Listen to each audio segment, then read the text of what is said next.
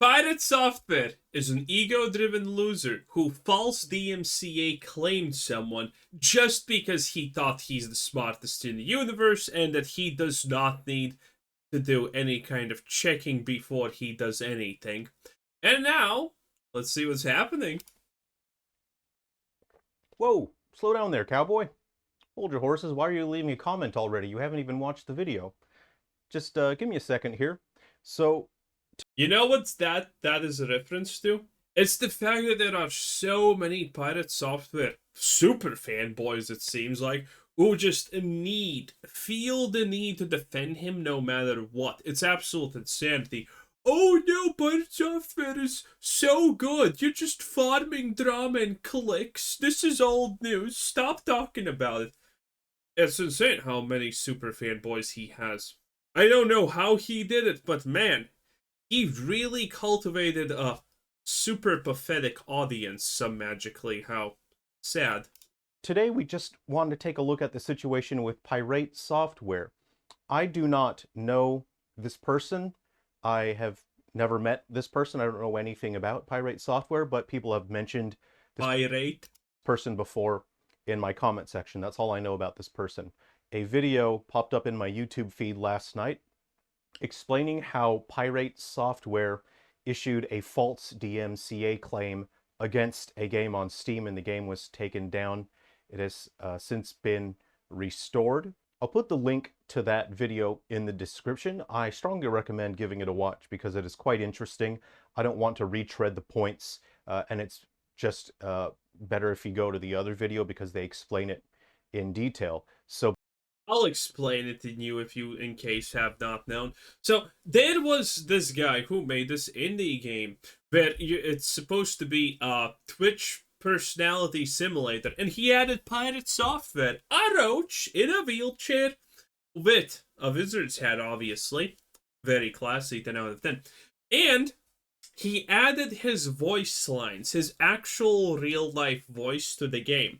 And PirateSoftware saw this, and he said, Kronos, where are you? Kronos? Kronos is his lawyer that he has on permanent payroll. And he said, he uses my voice without permission. Copyright strike him. And they did. They did.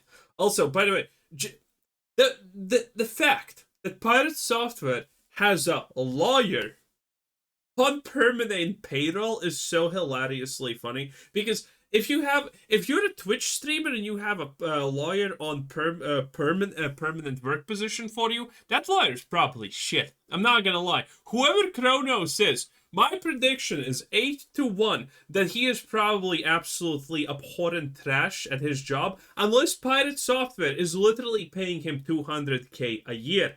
Because you see, lawyers are in the same boat as doctors, in the sense that those are the only two job positions in the world that will, without question, 100% always award the best performers with the best money. Yes, doctors and lawyers are 100% without exception always going to award the best performers with the best money. If you're a lawyer and you're good, you either are working for a giant company and making $200K a year, or you have your own lawyer firm. Well, there's a specific name, office. I don't remember what's the English name, but there is. If you're a lawyer who has his own firm, there's a thing for that specifically called. Okay. It's 100% happening. There is no situation where you're an actually good lawyer and you're not making the big money. Okay? Anyone who ever tries to tell you anything else is a fucking liar. You can call them out instantaneously. Because all the good doctors, all the good lawyers will always make the good money. And there are no exceptions to this rule. Some of you may say, oh, but what if they want to do stuff for free and kindness? Then they're famous. Again, all the trash is being paid minimum wage. Well, above minimum wage still. But they're not, they're being paid trash. Because they are trash. And Kronos, who most likely is not getting paid $200K by PirateSoftware, is a shit tier lawyer. But basically, the problem is that Pirate Software doubled down on his actions and his position after receiving criticism Oh, and by the way I judge shitty lawyer is that he's not making a lot of money, if you didn't figure that out. regarding his issuing of the DMCA. I want to explain my observations of the situation very briefly.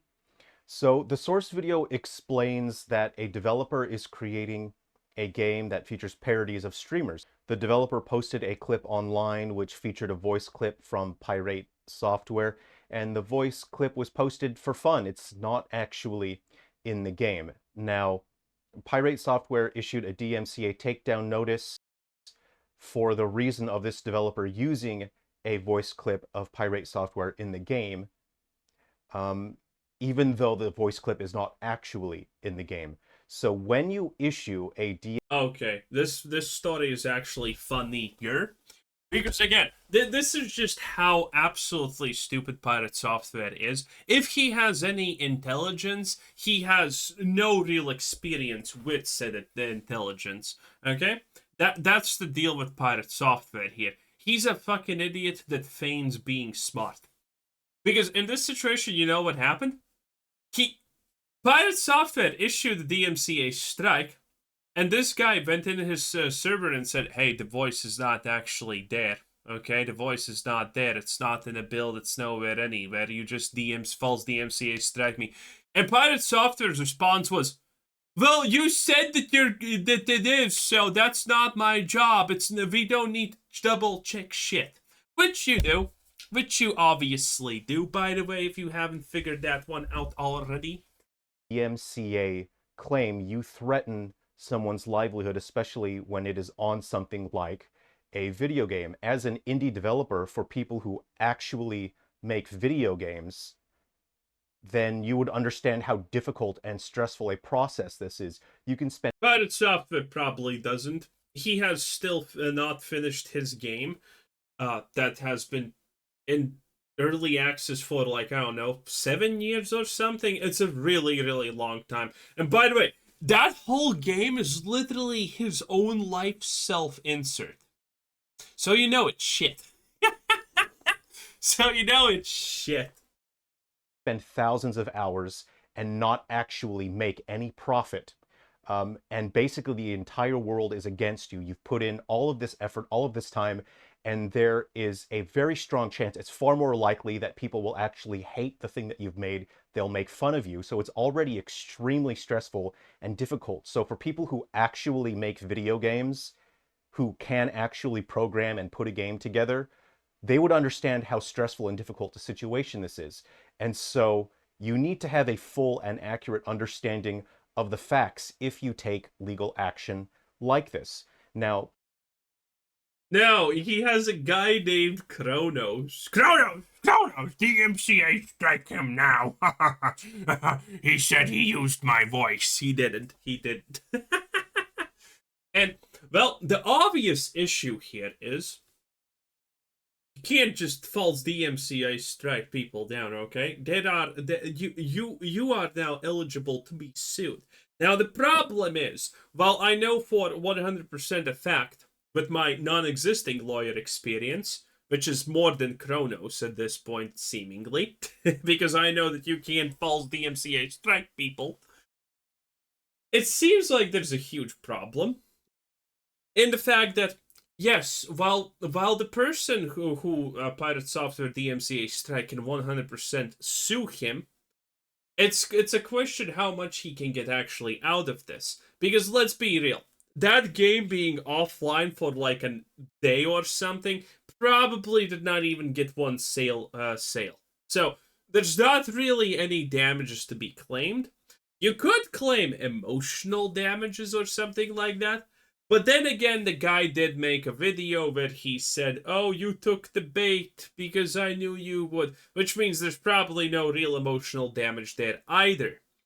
But since he is suable and liable for an action, there must be some kind of way that I don't know about where he can actually get fined a serious amount of money.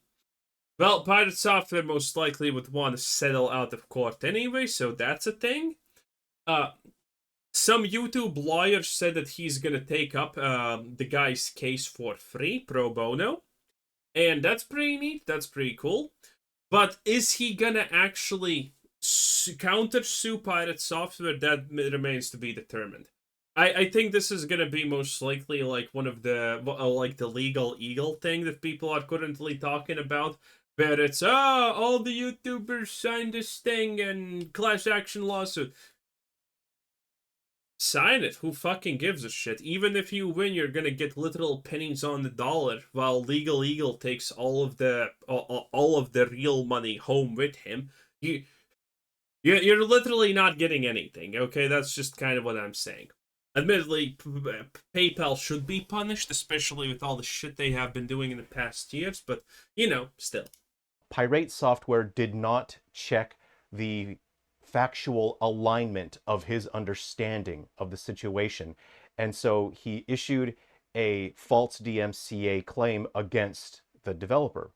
Also, by the way, some people, especially Pirate Software fans, are fucking stupid enough to probably think exactly like Pirate Software, aka, hey, he said he's gonna use Pirate Software's voice. He showed a clip of it even. Yeah, that doesn't matter. I can lie about whatever the hell I please. And I can get sued if someone decides to sue me because they believe my lies. But they're gonna lose instantaneously because if I lie, there's nothing to go on. You need to corroborate. The burden is on you to establish that what that guy said is actually true in this case. Because you're suing them on the basis of the fact that that person said is true. And this is not the case.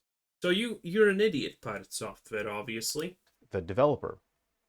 So why didn't Pirate Software check for factual accuracy of his understanding? Because he's a moron. I see people asking this. Why didn't Pirate Software just play the game and then see the content for himself?